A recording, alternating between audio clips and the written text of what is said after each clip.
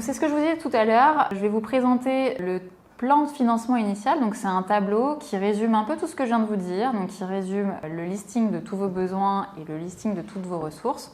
Ce tableau-là, le plan de financement initial, il fait partie des tableaux prévisionnels qui vont vous être demandés par les banques ou les investisseurs quand vous allez vouloir demander des liquidités supplémentaires. Et donc, je vais vous montrer à quoi ça ressemble vraiment dans un vrai cas pratique. Et là, pour le coup, c'est un vrai tableau. C'est vraiment un tableau que j'ai présenté à une banque pour un de mes clients. Donc, je vous propose de vous montrer ce tableau. Donc, en fait, là, vous voyez très clairement qu'on liste l'ensemble des besoins et puis après, on liste l'ensemble des ressources.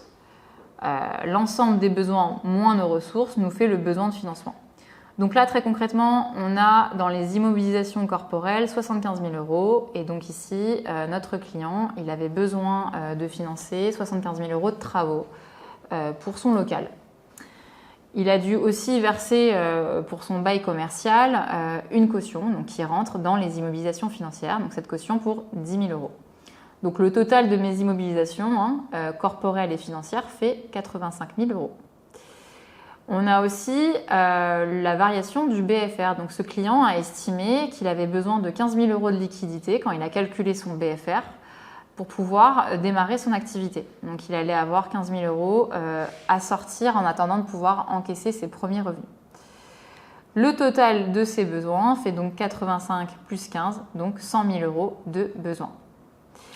Pour les ressources, notre client, donc qu'on appelle ici actionnaire 1, il a voulu mettre 10 000 € d'apport personnel, donc de fonds propres. Donc là, en apport en capital. Donc c'est 10 000 € qu'il va mettre à la constitution de sa société. Il a aussi voulu mettre 20 000 € d'apport en compte courant. Donc ces apports en compte courant, c'est 20 000 € qu'il injecte dans la société une fois qu'elle est créée et qui peut se rembourser très vite. C'est beaucoup plus flexible que de l'apport en capital. Il a aussi du coup fait appel à des ressources externes pour le coup, la souscription d'un emprunt. Donc il est allé toquer à une banque, il lui a demandé 75 000 € pour un emprunt. Donc la banque a accepté de lui verser 75 000 €. Le total des ressources fait 105. Donc mon besoin de financement, c'est mes 100 000 € moins mes 105 000 €.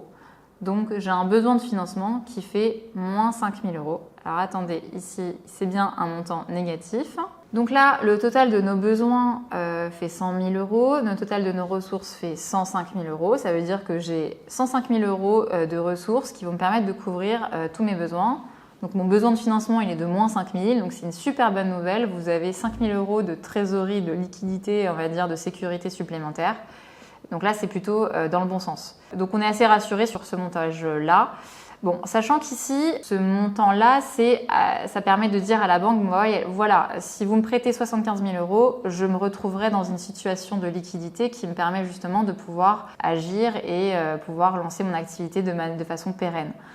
En revanche, effectivement, si vous demandez un emprunt bancaire ici plutôt de 60 000 €, pardon. Donc là, admettons que je fais varier ce montant-là. Je demande un peu moins à la banque. Tout de suite, je vais me retrouver dans une variation de trésorerie où finalement, il va me manquer 10 000 € de liquidité. Donc vous voyez que l'objectif, c'est de présenter à la banque que vous avez besoin d'un emprunt qui permet de couvrir tous vos besoins.